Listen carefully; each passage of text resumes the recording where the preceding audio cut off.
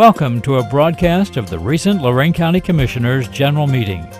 Unless otherwise announced, meetings are held Wednesday morning at 9:30 at the Administration Building, 226 Middle Avenue, 4th floor, downtown Elyria. These are public meetings and you are invited to attend. Agendas are posted prior to the meeting at www.loraincounty.us. Click on Departments to see the Commissioners page, then click on View Agenda. Yeah. Good morning. Can we stand for the Pledge of Allegiance? I pledge allegiance to the flag of the United States of America and to the republic for which it stands, one nation, under God, indivisible, with liberty and justice for all. Mr. Lundy? Our inspirational word for the day is, it is far better to do a few things well than to undertake many good works and leave them half done.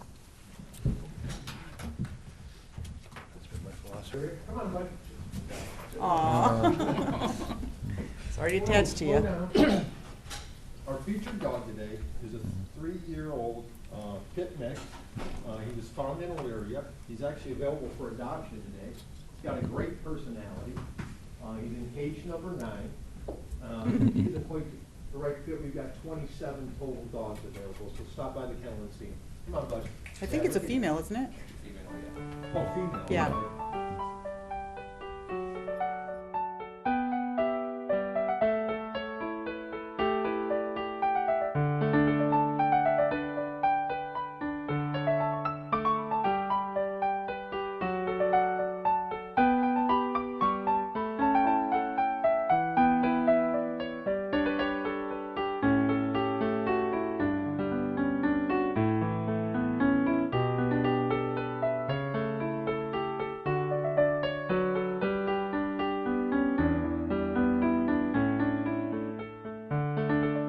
Madam Clerk, before we start the meeting today, members of the Sheriff's Department here give us an update on the fleet.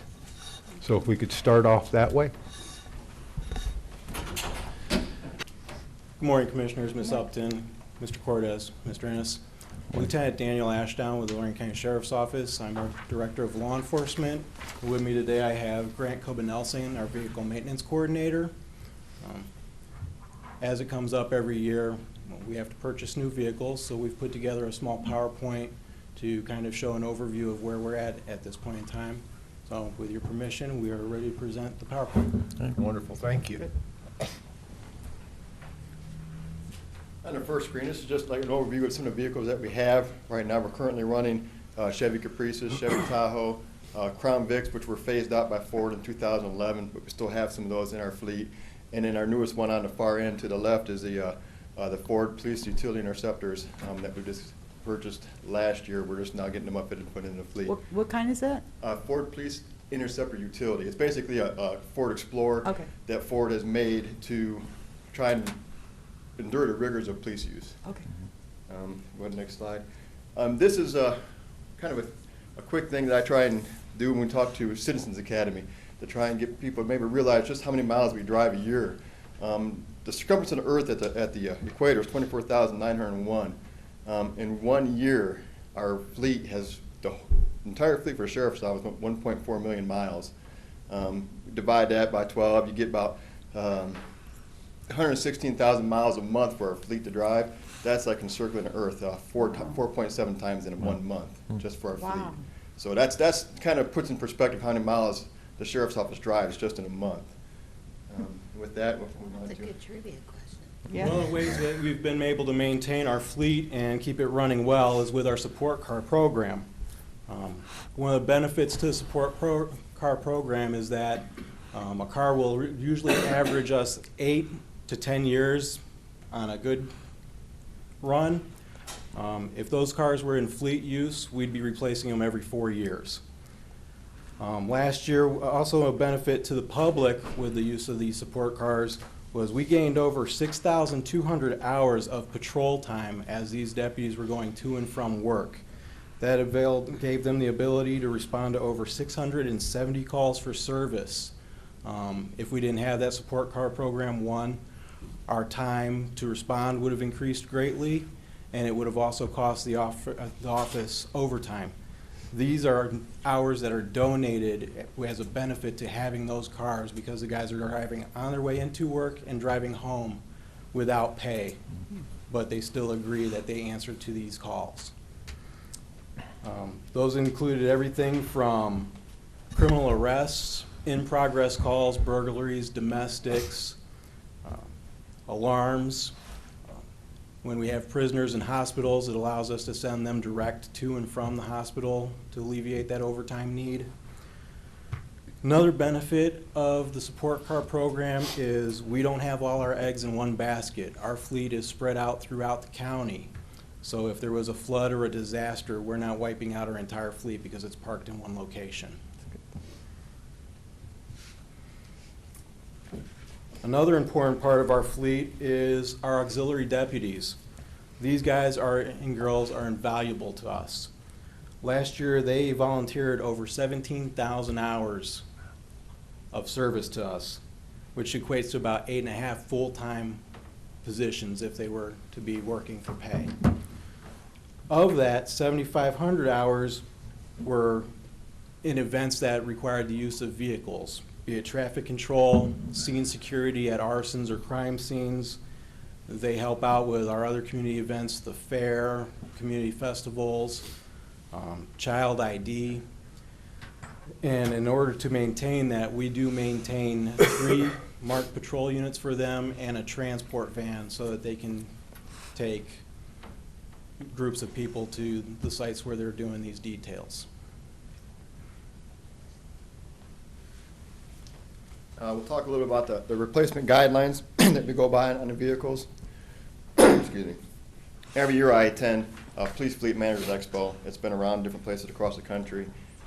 We've learned a lot from there. We have what they call networking sessions with other departments about the same size vehicles that we have, and we all talk about when we get rid of vehicles and how we see the trend of when the vehicles are starting getting expensive to fix and maintain and beyond their life cycle, I guess you want to say.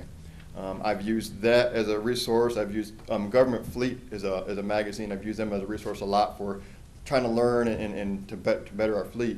And on a Government Fleet website, I did find is a chart, and it adds numbers up to the vehicles. Say you take a 2011 vehicle, so right off the bat, if it's 2017, you add 6 points for the years. It goes down to talk about if it's a fleet car or an admin pool car, it's only get 1 point.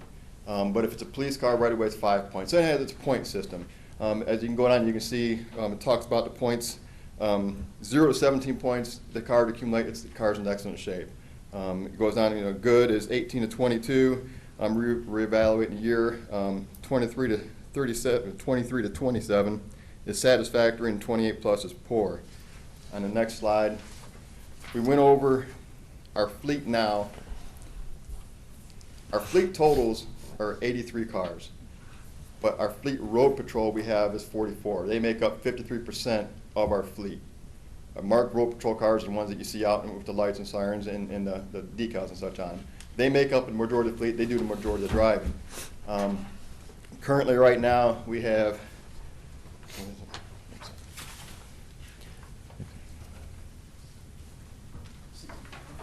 we have 65 that are in good shape. That means that, again, that's the total fleet as saying we have a lot of specialty vehicles that are all included in that. And then we go on to 9 cars that are in the good area that by next year we may have to reevaluate them. But we have 5 and 4 that are basically this year saying we should be in replacement.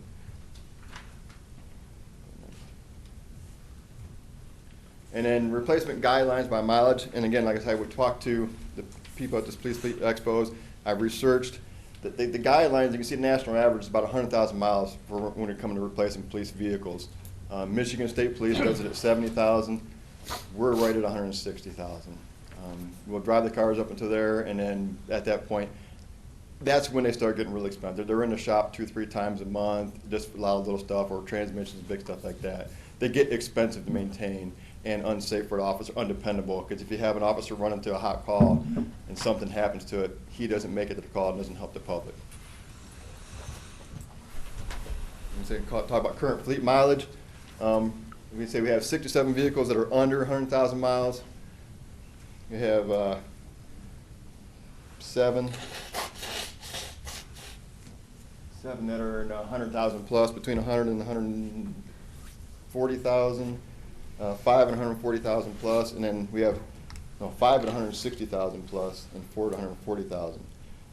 So when we talk about vehicle replacement, we're right into that thing where this year we're saying we probably could use 9 cars this year. If you go by the guidelines and such, and say next year we're looking at to where, again, about every year it's looking like about 9 cars a year is getting into that replacement cycle. The end of it. Is there any questions? Or? The average cost of a vehicle, just so you can tell the public, when you have them outfitted and put all An average together. cost of a fully outfitted vehicle is about $38,000. That is lights, sirens, decals. We put cameras in every car now. That is the MDT computer system, a radar unit, that's shotgun rifle mount, and front and rear cages, because these utilities take 2 cages now. That is completely outfitted, ready to go. So the public asks, because we've done 8 this year. So We did 8, yeah, last year. We're looking for, I think we're talking about maybe 5 this year. right, correct, yeah. So we had 8 in the last. So we said when we Yeah. passed the sales tax, we were going to work on getting you vehicles and Okay, working on the yeah. jail, and we've done that, moved it forward. So Yeah. Tell us about the Ford Explorer. I know there was some concern when that first came out about fumes in the vehicle. Has that whole issue been addressed? Yes, when I attended Police Fleet Expo, that was kind of right around the time that hit the press. And Ford came out with their new vehicle. They always have a ride and drive event. At the ride and drive event, pretty much we all noticed right away the tailpipes are different on the Ford Explorers. So the Explorers that we currently have, when they're done and outfitted, we take them over to Ford, to the dealer. They inspect them, they put on different tailpipes, and then they reprogram the computer for the air conditioning system. And what that does is in a pursuit situation, when you're running wide open throttle, it'll dump more air into the cabin and try and flush some exhaust and stuff out. But it has been taken care of, so that's a non-issue anymore. I know some departments were talking about putting CO detectors in their cars. At Police Fleet Expo, I learned that at that time, the CO detectors, they degrade in sun and heat, so we decided not to even go that route. But then now, since Ford is taking care of it, we're very comfortable that we're not going to have any kind of problems there. I talked to a fleet manager from Columbus. He has 300 units. They never had any problems. A lot of it, I think, was poor upfit more than anything. Are these, do we try to make sure that they're all-wheel drive, four-wheel drive, the Explorer? I thought I'd heard about one department that had bought some vehicles, but then they had to park them in the winter because they weren't performing well on the road. The Explorers are all-wheel drive. It's a no-cost option to opt out for the front-wheel drive only, which would be kind of silly to do that. So our Explorers are all-wheel drive. Yeah. have they performed well?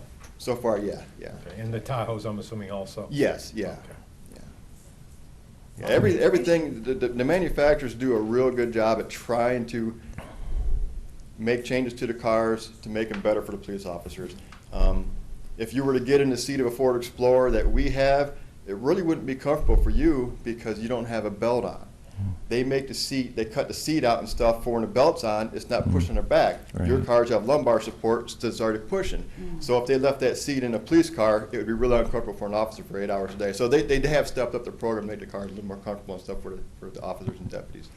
So it's just a rumor out there that Ford was possibly going to bring back the Crown Vic? That was just a rumor? That was just a rumor. Okay. Yeah, they have no intentions. When it comes to manufacturing vehicles, again, for them to, the Crown Vic went away because it would not pass 2012 roof crush standards. So would have to completely redesign the vehicle and then redesign the whole plant and everything else around that, and that's just too much money just for a niche market. And that's kind of why the Caprice has gone away. Chevrolet has pulled all production out of Australia. So again, that left them basically without an assembly plant for the Caprice, so they just eliminated that and just concentrating on the Tahoe now. I see some departments using the Taurus. Any thoughts on the Taurus? The Tauruses, in a detective version, they're good. Just asking for your professional No, opinion. You're around these the things all Taurus, the I mean, it's the same platform Yeah. as the utilities, okay? They're the same drivetrain and everything. But the issue with the Taurus is when you put cages and stuff in them, visibility out the back becomes very limited. And room in the back seat and room in them is very limited for what our guys need to do on a day-to-day basis. So that's why we kind of steer away from the Tauruses for road patrol use only. Well, I know that, we take this very seriously. Want to make sure that that you're safe and, that your home away from home, your working office literally, and so that you can actually respond. I know it was quite upsetting in the community when one of the departments, was having a pursuit and a couple cars broke down. You never want to have that happen. That's unfortunate. That may have also played a major role in the public realizing the severity of the financial situation of the city at the time. But just that's something that we we take very seriously. I think some folks don't realize there was a period of time where we were taking, road signs and securing the floorboards? Yes. Maybe you can tell us a little bit about those days. I had one car that had, if you put it on a lift, it actually said mechanics only in this area. It was a sign I had laying around the shop. But yeah, it happens. When I started here in 2003, they had just started buying a lot of the new cars. They were getting like 10 a year. Previous to that, they were buying the used state patrol cars. And they already had 80,000, 90,000 miles on them, and then it was just, like I say, a money pit. Once you buy a new car, you know, it's a lot easier to maintain, a lot safer for the officers. Like I say, I'm also a driving instructor for them. We always tell them if you can't get to the scene, you don't get there, you become part of the problem, not part of the solution. So again, making sure the cars can get there is what we mainly do and keep the officers safe. Okay, great. I just think it's important for the public to know, how capital intensive, running a department like yours is to keep vehicles running. And it's, it's ungodly expensive just for any family to keep a couple of vehicles running in the family, but to keep a whole department running is a tremendous challenge. I don't think I realized that the officers responding to calls from home, that they weren't on the clock at that point. So they're doing that voluntarily. Correct. Because they take the car That's home. one of the agreements as part of the support car program, that they donate 15 minutes before and after their shift. That's not to say there's some deputies that live 20, 30 minutes from home and will start heading to a call and never put in the overtime. Mhm. That's good to know. So we do get a lot of benefit from that program. Wonderful. Good job, guys. Yeah, really nice presentation. Thank you. Thank you very much. Madam Clerk? Under resolutions, number 1, investments. So moved. Second. Discussion. Mr. Kayla. Aye. Mr. Lundy. Aye. Ms. Kowski. Aye. Appropriations. So moved. Second. Discussion. Mr. Kayla. Aye. Mr. Lundy. Aye. Ms. Kowski. Aye. Transfers. So moved. Second. Discussion. Mr. Kayla. Aye. Mr. Lundy. Aye. Ms. Kowski. Aye. No advances, no repayments, requisitions. So moved. Second. Discussion. Mr. Kayla. Aye. Mr. Lundy. Aye. Ms. Kowski. Aye. Travel. So moved. Second. Discussion. Mr. Kayla. Aye. Mr. Lundy. Aye. Ms. Kowski. Aye. Bills. So moved. Second. Discussion. Mr. Kayla. Aye. Mr. Lundy. Aye. Ms. Kowski. Aye. Authorize various personnel actions as indicated on the summary sheet for employees within jurisdiction of Lorain County Commissioners. Mr. Cordez? Thank you, Commissioner Kalo. I do have a number of potential hires I'd like to discuss with the board this morning. Record Center, Collection Center,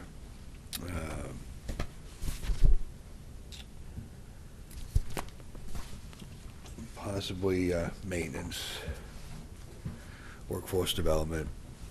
I'm going to go over some applications with you. Update on negotiations, and, excuse me, still working on the sale of real estate I want to discuss with you, and a pending legal matter. All of those issues are allowable under Sunshine Act for executive session discussion, so I'd ask at the conclusion of our regular board meeting, we go into executive session and discuss those matters that I've outlined. Thank you. Thank you. Thank you. Approve and waive the reading of the minutes of January 17th. So moved. Second. Discussion.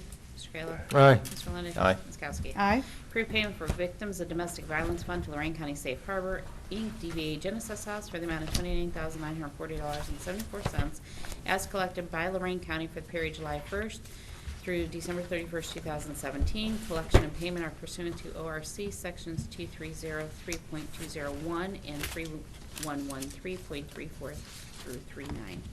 So moved. Second. Discussion. Mr. Kayla. Aye. Mr. Lundy. Aye. Ms. Kowski. Aye. Authorized payment of $1,000 wires Bollinger Funeral Chapel, Elyria, for indigent veteran Glenn C. Miller, remain in accordance with the ORC 5901.25. So moved. Second. Oh, sorry. Discussion. It's only the third meeting of the year. We'll get through Flash training, back there. guys. We'll have another Okay. session this afternoon. Jeez.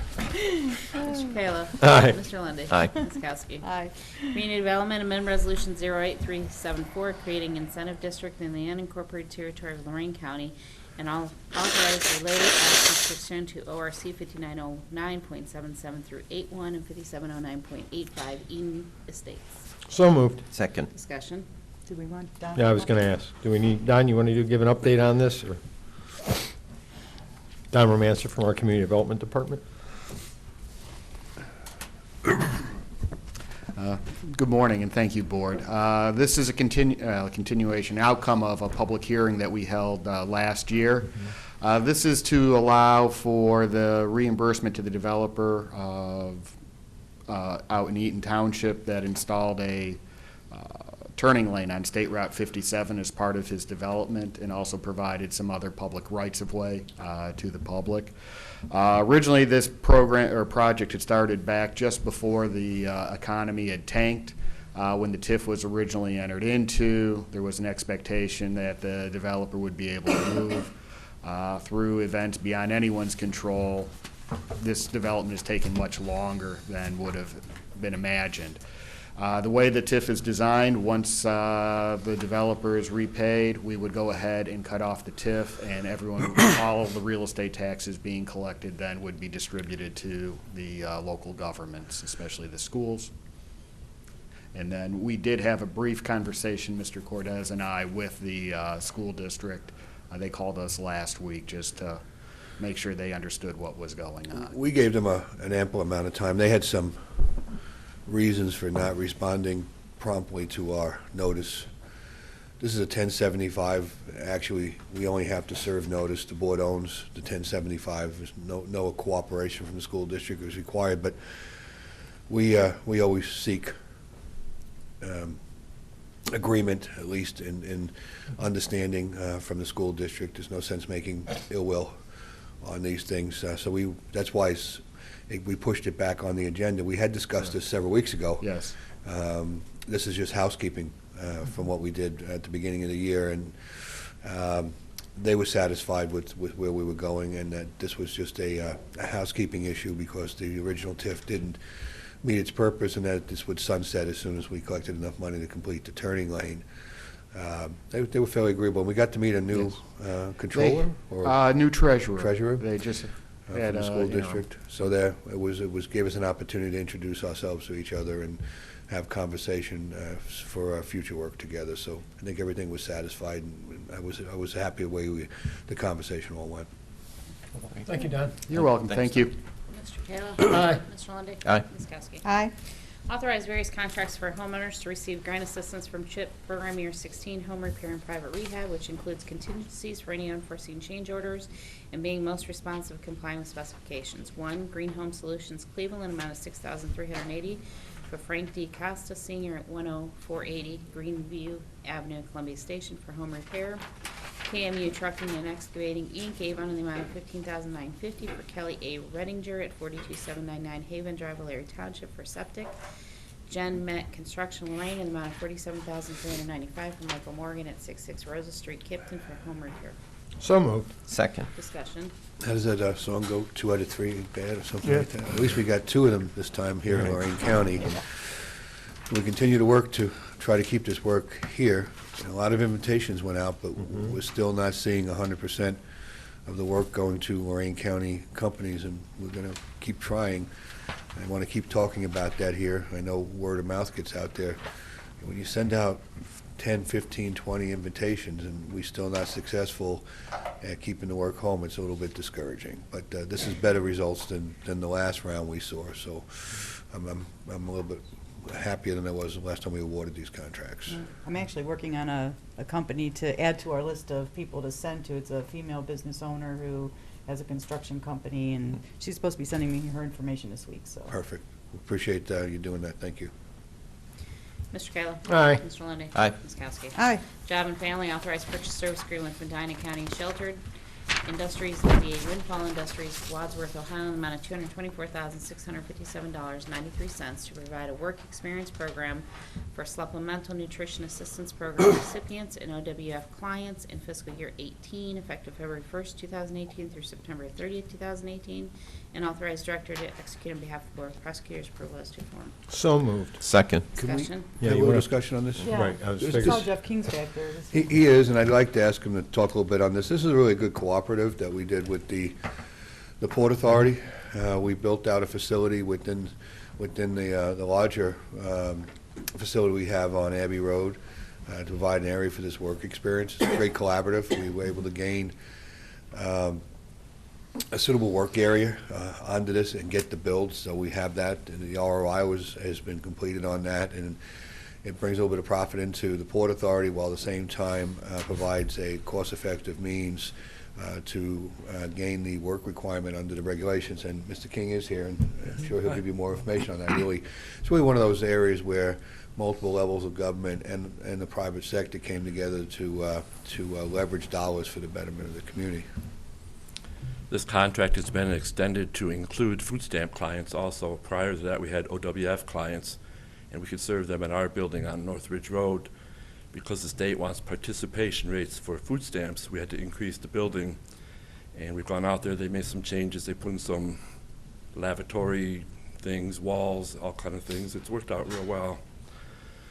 The contract lapsed because I can't think right now, because I was late doing it, and we had some miscommunication with the provider. The provider does a very good job. They're from the Akron area. It's a very valuable service for our agency. Keeps us compliant with our participation rates. You know, Jeff, would you for a moment just talk about, and a lot of folks don't understand that there is requirements for receiving benefits to Job and Family Services, not on all of the assistance that's gained through the agency, but can you speak just a tiny bit to this program and what they have to do to maintain eligibility? Yes. Because there is a work component, and I think it's important that people know that. Certain cases, depending on the caseload, how many are in the family, income, whatever, have to do a work or education component, and they may be qualified to do up to 20 to 30 hours per week in either or. We have other programs where we have English as a second language that fulfills some obligations. We have some work programs. I think over 50% of our clients participate in some aspect of this training or schooling. Right, and if they're, and schooling, continued education so that they can gain meaningful employment or develop an occupation will count as a work component. Yes. So it's a work component or an education component so they can continue to achieve a benefit level. And this program provides the work element, and you have other contracts that provide the educational Correct, component. yes. So it's really, you know, sometimes folks don't understand this. They think they drive over there, they put their hand out, we put a check in their hand and they leave until the next month. It's really a much more complicated system. There's a lot of fine people that need a hand up. Obviously, there's always folks that try to abuse systems in certain places. That you're going to have, but there's people that just want to get a better life and they just need a little bit of help. And these programs are designed to do that. Now, this company out of Medina, what they do is they seek work that can be done over at the center over there, and so these folks do meaningful work there, and the company has contracts. But similar to some of the work that's done in Volk Center over on Murray Ridge Road, they get contracts and they do certain work elements, and the company's been a good partner for quite a while. They've been very good, yes, and they're kind of getting money from both sides. They get money from their clients, Right. and they get money from us for providing client services for our clients. So I wish I would have thought of that. Yeah, well, it's a pretty good line of business, but we were also able to build out the facility. Right. And gain a resource by building out that facility. So I'm pretty happy with that. But I thought it was important that we speak to that because most folks don't understand the educational work component to maintain eligibility for some of these benefits. Thank you. Nice. Thanks, Jeff. Thank you. Sure, see you later.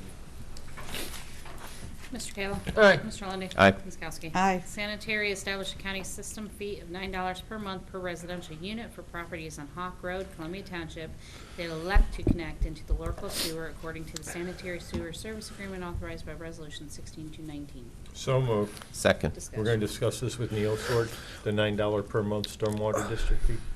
This is not the Stormwater Commissioner, this is sanitary fee. Oh, this is sanitary, okay. What this is we entered into that agreement with Walco Correct. to allow those folks on Hawk Road that may desire to utilize the sewer that's in Eaton Township. So let me reel back a second so that anybody that is not familiar with the area issue doesn't get confused. The service area ends at the township border. Township border happens to run right down the middle of Hawk Road. So the sewer is on the west side of Hawk Road, which is Eaton Township. The east side of Hawk Road is Columbia Township, which is not in Walco. It's a forced main sewer with grinder pumps on the east side. Well, there's some folks on there supposedly was some folks on the west side, on the east side of Hawk Road that wanted to tie into the sewer on the east side of the road, Walco. Well, we got into a big dust-up with Walco. They wanted to actually have the whole east side of Columbia, Hawk Road, Columbia Township in Walco, which had voted itself out of Walco some time ago. And we surveyed the residents. There seemed to be some interest, and in a spirit of cooperation by the Board of Commissioners, we attempted to allow access to that sewer for those residents that may want to have that. And rather than wholesaling, changing the whole facilities planning area and then mandating that every resident would have to tie into that sewer at some great cost, quite frankly, and plus it's a forced main, and you understand the problems that exist with a forced main, grinder pumps and so forth. To date, we've only had 2 applications to tie into that sewer, and I will tell you that both of them have been new builds. I'm not surprised that the new builds are asking. I would too, if I had access to a sewer, even with a forced main and a grinder pump system. Why put in an in-ground system in when you can go into that? It's about the same cost, and the long-term benefits, even on a forced main, outweigh an on-site system. Least of all, the amount of land you need for the on-site. But no current residents Right. have, as of the last couple of years, asked to tie into that sewer. And that's exactly what we suspected all along, when we were being told that all these people were just dying and waiting to tie into that Walco sewer. So I think we did a really good job protecting the residents there. That would have been mandated as soon as that facilities planning area was changed, because they were within 200 feet of that Right. sewer, been mandated to tie into that sewer. So Actually, the health this is one- department Go ahead. can't force them because they're not in the right planning area? They're not in the Right. facilities planning area. We actually had a long discussion. They kind of chuckled at NOAC when we didn't argue about changing some, the singular FPAs for these people Well, to go on. And we're doing it individually, and if a current resident has an issue and they want to tie in, we'll do an individual agreement with them, and we Right. individually agree to change that piece into the planning area. Over the next 10 or 15 years, as systems fail or need upgrading or people change their mind, we'll be very agreeable to incorporating them into that facilities planning area at a piece at a time. But that protects the integrity of the property and the residents to make their choice and pick what's most beneficial to them. But I believe that over time, that'll all be into the facilities planning area, because the best choice over time will be to tie into that sewer. But we just could not wholesale abandon those residents, especially since they all had chosen previously not to be in the Walco system. We want to get along with Walco out there, but we also want to protect the rights of the residents out there. I think we did a good thing. And so those 2 properties that have tied in with the new buildings, and I've been actively involved with both property owners, we have to collect, we have to build them, and then we forward the money on to Walco. And so we have some fees that we have to pick up. The $9 fee is similar to any sewer district that is collecting funds and then forwarding the funds on to a different treatment operator. We made sure that we sampled those around us so that the fee was similar, and nobody could complain that we just arbitrarily established that fee. Wonderful. Good. Better just to have a flow agreement, huh? Well, Commissioner, you understood it was. I know, we went through a lot on it. We went through a lot there, but you know, if we had just changed that facilities planning board, then all of those residents probably would have, well, they would have been upset with us. I think that our position, while we got, well, better word on you, scathed and yelled at and beat up by a lot of folks over it, the numbers prove that we were correct. Right. It's been almost, what, 2 years, 3 years now? Yep, about 3 years, I would guess, since our first approach. And you can see that what we were told was going to happen just didn't happen. The droves of people just weren't there. But that doesn't mean that over time that this isn't a good thing. Over time, it will occur, but just didn't happen the way everybody else said it was going to. Thank you. Madam Clerk? Mr. Kayla. Aye. Mr. Lundey. Aye. Ms. Kowski. Aye. Health District, enter an agreement with Lorain County Public Health to occupy building at 9880 Murray Ridge Road, Elyria. So moved. Second. Discussion. Does anybody want to? It's kind of a unique issue with the health department. You know, we've been housing the health department for quite a number of decades. They're working in collaboration with us to maintain their current location, but the facility is very dated. They outgrew that facility before they consolidated the health departments in Lorain County, and now with the consolidation, there's no way they fit in that building over there. Them moving out of the Murray Ridge site was a problem. What community did they go to? You've been faced with that before with moving a department. Another problem was, what do we do with another outdated building that we don't have a need for? So we worked with them on staying at Murray Ridge, demo, eventually to build a new building there, demo the building on site, clean that site for our campus, for lack of another term, at Murray Ridge. We have a lot of facilities there. The DD's there, the DD school's there, the jail's there, detention homes there. I would like to have dialogue later this year with finally getting the old stepping stone down and cleaning that area back in there. Some years ago, we partnered with the city of Elyria and donated land for the water tower there to improve the water pressure over in that area. I'm not sure you realize that, but that was our land. They were having a problem with every farmers over there with the land, so we worked with Elyria and we donated land for the water tower over there to help that area. That was before us. Excuse me? That was way before Ted and I got here. It was. Well, the county's always been willing to work with the city to get things done. We needed a water tower, and so that's what we did. This will be another good project there. It'll kind of clean that whole streetscape along Murray Ridge.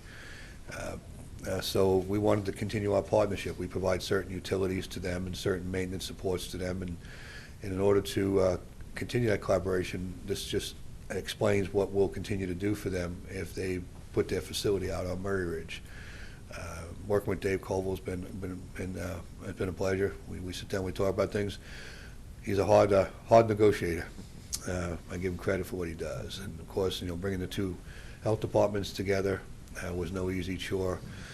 They're working on the building now. We're deep into what they're going to do, but they're going to build something out there that's going to last for the next 50 to 80 years. That's going to be their home. I think it's a good place for them. They're in the middle of the county to serve the entire community. And our costs are not huge to maintain our partnership with them, and I think intergovernment partnerships need to be maintained so that we all work well together. Agreed. Mr. Kayla. Aye. Mr. Lundey. Aye. Ms. Kowski. Aye. Engineer, approve and enter an agreement with GSI Inc. in the amount of $22,500 for ongoing engineer inspection of materials, testing fees necessary to complete the construction of Barrington Park Subdivision 8, Eaton Township, paid from the MVGT account and reimbursed by the subdivider. So moved. Second. Discussion. Mr. Kayla. Aye. Mr. Lundey. Aye. Ms. Kowski. Aye. Approve and enter a subdivider agreement with North Grafton Realty LLC, Robert Yost, subdivider for Barrington Park Subdivision Number 8, Eaton Township. So moved. Second. Discussion. Mr. Kayla. Aye. Mr. Lundey. Aye. Ms. Kowski. Aye. Approve and enter a professional surveying services contract with Raffner A. Limited in the amount of $40,000 to assist with professional surveying services associated with roads, bridges, and ditches to be paid from the engineer project account, and authorize the engineer to execute on behalf of the Board of Prosecutors Provost Dupont. So moved. Second. Discussion. Mr. Kayla. Aye. Mr. Lundey. Aye. Ms. Kowski. Aye. Sheriff authorized release of all claims in agreement to identify sole ownership of K-9 Pete to Deputy Jason Zebick for $1. K-9 Pete will retire due to his age and health condition. So moved. Second. Discussion. Mr. Kayla. Aye. Mr. Lundey. Aye. Ms. Kowski. Aye. Mr. Cortez. I have no further comments this morning, thank you. Mr. Ennis. I do have two issues of pending litigation that I would like to discuss with the commissioners in executive session. Commissioners report. Well, Thursday, we had our first land bank meeting of the year. We began the land bank in 2013, and from then till now, Lorain County has acquired over $10.5 million from the federal and state to fund the demolition and site restoration of 550 vacant and abandoned homes. Houses that were going to cause blight in neighborhoods and throughout the county. So doing a really good job there, and by the end of the year, we should be around 650 units that have been taken care of. Friday, Commissioner Lundy and I attended Mayor Gillock's State of the City address in North Ridgeville, and he had a really nice turnout, nice lunch there. And then Monday, we attended the Community Foundation hosting the Philanthropic Community Coalition, who's working on ending the opioid epidemic. There's going to be an event this Thursday for anyone interested in attending. It's going to be from 4:30 to 6 o'clock at Lorain County Community College in the Spitzer Conference Center. So anybody interested in finding out more about that is welcome to attend. Thursday evening, I went to Church of the Open Door. They had their third event to discuss the opioid epidemic. Judge John Moraldi was in attendance, and he was the main speaker. And he talked about the recovery court he runs, which has been very successful. And he did a great job describing what he's encountered in his court and how hard his recovery team works to get people back in the recovery and being able to be functioning members of our society. So great job to Judge Moraldi. And actually that church, I hadn't been there for a while, and it is amazing. They redid it. Doesn't even look anything like it did a few years ago. It's really beautiful. And then I was nominated to be the honorary chairman for the Harvest for Hunger campaign, which is going to be kicking off on February 13th. So I'm excited about that. We're going to look to do some things throughout the county, maybe collect some non-perishable food items and try to raise some money for Harvest for Hunger. So I'll let you know what some of those things will be as time moves forward. So, end of my report. Wonderful. Before I start my report, condolences to the Alpenzis family. Al used to come to our meetings for the last 3 or 4 years. The little gentleman who sat in back. Yeah, I was reading the obits this morning. I saw that Al passed away. He was a member of the Tea Party, but he was always very kind and he was very polite. Yes, and he was. He was here just overseeing what we were doing, making sure we were doing what we were supposed to be doing. So He never condolences. complained about us, ever. No, very nice gentleman. So I just, like I said, I never knew his name till I saw the didn't either. I picture saw his this picture. morning. Wow. And I went, that's him. So Aw. condolences to his family. Very nice gentleman. Sorry for your loss. Yes. Again, the land bank meeting, we can't forget to talk about what the prosecutor's office has been able to collect over $15 million in back taxes over the years, in alignment with also, the demolitions we've done is also collecting the people who haven't paid their taxes, and 80% plus of that dollars goes back to our local schools. So Right. good job by the prosecutor's office and the treasurer's office. While they were at Mayor Gillick's meeting, I was in Columbus for the County Commissioners Association. We had our organizational meeting. Again, Dan Troy's our new president. Man, he can make a meeting go on and on and on and on. Never boring. Never boring, but a lot of discussion about our upcoming legislative priorities and putting them together, especially in regards to there'll be a new administration next year and getting our white papers and our final products out to the candidates who are running for office. Also, I was at last night, Cordray Sutton training meeting. Ticket of Rich Cordray and Betty Sutton running on the Democrat side. If anyone's interested, I also have a petition that can be filled out for their nomination, so I've got that also. Just a busy week. Met with the judges yesterday in regards to some rules. There's some ongoing changes at the state level in regards to bail bonds being given and how they have to do it, and who has to handle that moving forward. Whereas PSI does it for the Court of Common Pleas, the muni courts are going to have to apply some, so we're talking about how that's going to work mechanically. So everything's moving forward with them, so I mean, congratulations, former Carlisle trustee Bob White. Oh, Going to be the new municipal court judge, City of Elyria, replacing Lisa Lott Graves. That's the end of my Good stuff. report. Huh? A lot of Yeah. good stuff. A lot of things going on. I mean, I was talking to people yesterday, it's everything about going to the train station, 911, drug task force, courthouse. Just a multitude of things. We got the comments in on the transportation study that went out, that Pam shared with us, I'm sure we'll get out. I mean, Well, my people clone's asking- over in the office right now dealing with most of those things. What's that? His clone. Your I clone? told him yesterday Okay. he needed to clone himself. Yeah, there you go. All right. Exactly. Maybe a younger model, more efficient. He's slowing down in his old Yeah, age. yeah. Okay. Into my report. I'd like to start first by sending out sympathies to the Williams family. Went over to Oberlin for the viewing of Shirley Williams, the wife of former trustee Dick Williams. Just a really nice family. Always enjoyed talking with Dick. I know we used to get together every once in a while for lunch just to kind of chat about what was going on in the county, and just a really, really nice family. Also, we continue to move forward with our successful land bank program, always looking at ways that we can do things more effectively and efficiently. I thought it was a very productive meeting that we held. The Township Association, want to congratulate Don Romanchik, did a great job of presenting to the trustees there all the ways in which we stand ready and willing to always work with the Township trustees. And just want to commend Don on the great job that he did there. Mayor Dave Gillock, State of the City, very well attended. He also, Thank you for. yeah, it was a little hard, yeah. It's in the new academic center, which is back behind where the new middle school and the high school is, and I always have a tendency of going to the old Board of Education offices where they always held the luncheon all those years, and I did it again on Friday. I pulled in the parking lot, no one's there. I did the same I'm like, thing. wrong place. So, but it was a really nice event, and you know, the mayor was commenting about that the new. Why am I forgetting the name? The circle that we put in. The roundabout. The roundabout, Oh, yeah. of course, the roundabout. And That's the first time I got to use it. the first time you had a chance to use Yeah, I hadn't it? been over that way. Yeah. I got to use it on the way back from that event. He was commenting about all the critics who said this is never going to work, Right. never going to work, and he said now he's got all kinds of converts calling him and writing him and Yeah.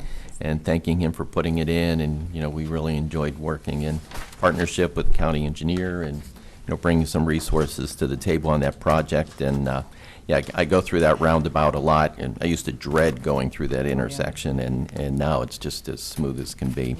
Yep. Attended the Lorain NAACP annual MLK program, which was held on Sunday in downtown Lorain. I had the chance to hear some words from the new school CEO, David Hardy. The Nord Family Foundation had an opportunity for some of the community leaders to get an early look at the economic impact of the opioid epidemic. I would strongly encourage members of the media and members of the community to be in attendance for that Thursday night, tomorrow night. It's 4:30 to 6, right? 4:30. Over at Spitzer. An extensive study. This is a big challenging issue for our community, and Nord Family Foundation is very committed to working together in partnership with others to battle this issue. Do you remember what they said for the state of Ohio, the cost it was for the opioid epidemic is the it's- same amount that they spent in public education? Right, A year. exactly. Yeah, It's a And lot. and not that much the last 10 years, though. yeah. Here's what they spend on public education. I'm just saying, it's a lot. Yeah. It's, the impact, I think, was like 6.6 billion. Public education's generally around 7.2, 7.5. Significant. And, but here in the county, the economic impact somewhere around, 200 200 million. 200 million. So, but they'll give the whole breakdown in that report. Very well done. Met with some leaders over at the city of Avon the other day, since they're getting ready to launch a new tourism bureau over there, since they are now able, through legislative action, to have a piggyback bed tax that piggybacks onto the 3% that we're collecting. So just working with them about how we can work in partnership and to promote the travel and tourism. I want to commend Judge Swinski on a good event the other evening. It was very enjoyable. Was unable to attend the State of South Elyria, but I saw the pictures in the paper. It looked like that was a very well-attended event that took place in Elyria. And just want to caution the public again. I know sometimes when people hear right to work, they think, oh, that sounds like a good thing, because everyone should have the right to work. Well, right to work would be very devastating to our working families in Ohio. Back in 2011, the voters of Ohio sent a very clear message that they support collective bargaining, and I think the legislature should honor that. But for some reason, a couple representatives, especially Representative Becker and Riddell, they have brought back the initiative, wanting to make it a constitutional amendment here in Ohio. Just know that when you hear right to work, that it's wrong. It's wrong for our working families, and it's wrong for Ohio. That completes my report. For correspondence, Move the reading be waived. Second. discussion, Mr. Kayla. Aye. Mr. Lundey. Aye. Ms. Kowski. Aye. Public comment. Anyone wishing to address the board this morning? Seeing none, motion to move an executive session as outlined by the county administrator and county prosecutor. Second. Mr. Kayla. Aye. Mr. Lundey. Aye. Ms. Kowski. Aye. This has been a broadcast of the recent Lorain County Commissioners' General Meeting. Unless otherwise announced, meetings are held Wednesday morning at 9:30 at the Administration Building, 226 Middle Avenue, 4th floor, downtown Elyria. These are public meetings, and you are invited to attend. Agendas are posted prior to the meeting at www.loraincounty.us. Click on Departments to see the Commissioners page, then click on View Agenda for a printable copy of the agenda.